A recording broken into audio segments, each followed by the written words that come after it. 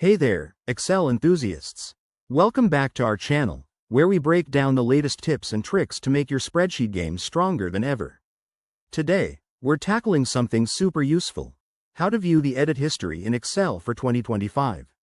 This feature is a lifesaver if you're working on shared documents or just want to track your own changes.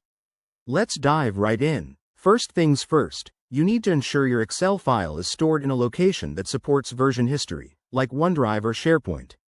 This is key because Excel's edit history relies on cloud integration for the 2025 updates. Once that's set, open your Excel file and head to the top left corner. Click on the File tab to open the Backstage view. Next, in the File menu, select Info from the left-hand panel. Here, you'll see an option for Version History. It's usually right there, waiting for you. Click on it, and bam! A sidebar will pop up showing all the previous versions of your file, complete with timestamps, who made the changes, and even what was edited.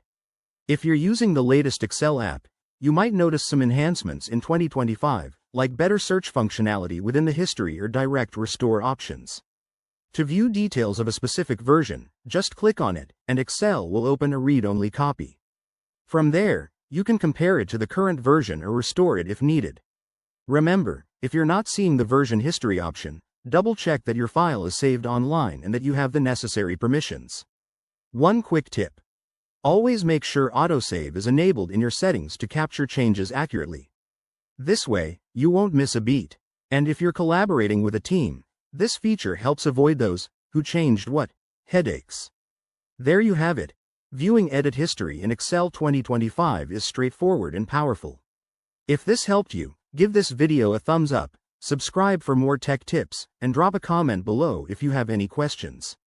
Thanks for watching, and I'll see you in the next one.